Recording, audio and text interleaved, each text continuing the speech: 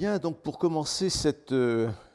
formation, je voudrais vous dire que la télémédecine a un siècle en 2020. En effet, le terme télémédecine a été créé en 1920 à New York à l'occasion d'une assistance sanitaire qui s'était révélée nécessaire pour les passagers des paquebots allant du Havre à New York. Et ça a été la première pratique de télémédecine avec une assistance médicale pour les passagers qui traversaient l'Atlantique. Ensuite, on peut dire que la télémédecine a bénéficié des programmes de la NASA. Il est évident que lorsque la NASA, dans les années 60, envoyait dans l'espace des astronautes, il fallait suivre l'état physiologique de ces astronautes. Et donc, il y a eu des technologies qui ont été développées à cette époque pour véritablement suivre tous les paramètres physiologiques des astronautes quand ils étaient dans l'espace, et en particulier lorsqu'ils ont été sur la Lune. La télémédecine ensuite s'est développée dans le nord américain, au Québec en particulier, car il y avait des populations, les populations esquimaux, qu'on appelle Inuits, qui étaient très isolées dans le Grand Nord canadien. Ils étaient à 1800 km de Montréal et le CHU de Montréal suivait l'état de santé de ces populations. Et en 1985, ils ont développé pour la première fois des solutions de téléconsultation avec ces villages du Nord Canada. Nous avons ensuite eu un développement de la télémédecine à partir du début des années 90, à la fois dans le nord américain, mais également en Europe. Et la Norvège, dont on sait qu'elle a une grande partie de son territoire dans la zone arctique, disons, a développé des applications de télémédecine à partir de la ville de Tromsø, qui a été, on peut dire en Europe, la ville qui a créé la télémédecine, et elle a même créé une université de télémédecine en 1995, excusez-moi, et donc elle a développé des applications de télémédecine auprès de certains villages de la zone arctique, notamment pour permettre à des patients insuffisants rénaux, dialysés, d'être suivis à partir de l'hôpital de Tromsø dans les hôpitaux locaux de ces villages. En France, nous avons eu la Guyane avec sa zone de forêt guyanaise qui est forêt tropicale, qui est très dense et au sein de laquelle il y a des centres de santé, des villages qui ont en matière de, disons, d'accès aux soins, ils ont simplement des dispensaires avec des infirmières. Et donc, les premières applications de télémédecine en Guyane française ont eu lieu à la fin des années 90, notamment entre Cayenne, le centre hospitalier de Cayenne, et les différents centres de santé de la Guyane, de la forêt guyanaise, en particulier le centre de Maripasoula. On arrive aux initiatives de la métropole avec en particulier le pionnier de la télémédecine qui a été le professeur Louis Laringue, chef de service d'anesthésie-réanimation au CHU de Toulouse et qui a créé le SAMU que nous connaissons bien en 1968, hein, qui a aujourd'hui, disons,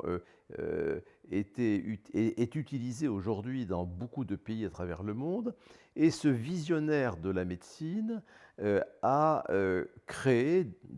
pour la première fois en France, une activité de téléexpertise entre le CHU de Toulouse et les hôpitaux de la grande région Midi-Pyrénées, en particulier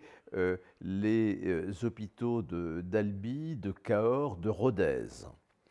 Et il a montré que le dialogue, et nous reviendrons sur ce point dans la formation, que le dialogue entre des spécialistes du CHU de Toulouse et des médecins qui sont dans les hôpitaux périphériques, qui ne sont pas spécialisés dans certains domaines, ce dialogue permettait de mieux gérer le parcours de soins des patients.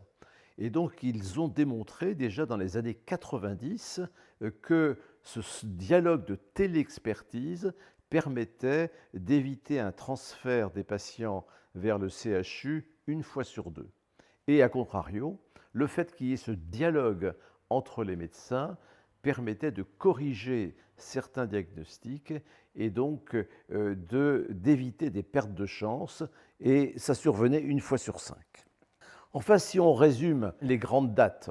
disons, du développement de la télémédecine, avec les différents points que je viens de citer, nous arrivons maintenant au début des années 2000, qui correspond à l'accès du grand public à Internet. Et les Australiens, au Congrès international de télémédecine de Londres, ont présenté le concept de la e-santé, c'est-à-dire la santé par Internet. Ils étaient persuadés, ces informaticiens australiens, qu'on allait complètement changer la manière de réaliser des actes médicaux et que la médecine traditionnelle, même si elle se faisait à distance par télémédecine, n'était plus d'actualité et que nous allions pouvoir se faire suivre par uniquement Internet avec un médecin sur un écran lorsque on le souhaitait. En fait, ça ne s'est pas passé comme ça. Et il est vrai que le concept de e-santé, s'il s'est installé grâce à l'Organisation mondiale de la santé, a précisé qu'il n'y avait pas uniquement, disons, le transfert de données de santé, qui était en quelque sorte la définition même de la e-santé, mais qu'il y avait des pratiques professionnelles qu'il fallait préserver. Et d'ailleurs, le programme français de e-santé, qui a été lancé au début des années 2000, a totalement échoué. Et c'est la raison pour laquelle, en 2008, la ministre de la Santé de l'époque nous a demandé à Dominique Acker et à moi-même de faire un rapport sur cet échec et de faire des propositions d'organisation des soins par la télémédecine. Ce rapport a permis de définir la télémédecine dans la loi de 2009, Hôpital, Patient, Santé, Territoire, loi HPST, et également de réaliser le décret d'application de la télémédecine en France du 19 octobre 2010. Il s'en est suivi, à partir d'un Conseil des ministres du 9 juin 2011, un premier programme de télémédecine qui a donné les priorités pour la France, à savoir la téléradiologie, dont nous parlerons un peu plus loin, le télé-AVC, c'est-à-dire la possibilité de prendre en charge un accident vasculaire cérébral à distance, également le développement de soins dans les prisons par télémédecine, et enfin, apparaissait déjà en 2011 la nécessité de suivre à domicile des patients atteints de maladies chroniques. Et enfin, il y avait également la possibilité de développer la télémédecine dans les établissements pour personnes âgées dépendantes, les EHPAD. Et nous sommes arrivés en 2016, puisque un programme de télémédecine, un programme de santé publique en général, c'est un programme quinquennal, il dure 5 ans, et nous arrivons donc en 2017 où les autorités récemment en place suite à l'élection présidentielle ont décidé de financer dans le droit commun de la sécurité sociale les pratiques de télémédecine. Et donc, depuis le 15 septembre 2018, la téléconsultation, dont nous allons parler dans la séquence suivante, ainsi que la téléexpertise sont financées par l'assurance maladie dans ce qu'on appelle le droit commun. Il reste la télésurveillance médicale, qui fait encore l'objet d'une expérimentation jusqu'à la fin 2021, et on peut espérer qu'en 2022, la télésurveillance médicale passera également dans le droit commun. Alors nous arrivons également à la dernière loi sanitaire importante, qui est la loi Ma Santé en 2022, conduite par la ministre Buzyn, et qui a voulu accélérer la transformation de notre système de santé, la transformation numérique.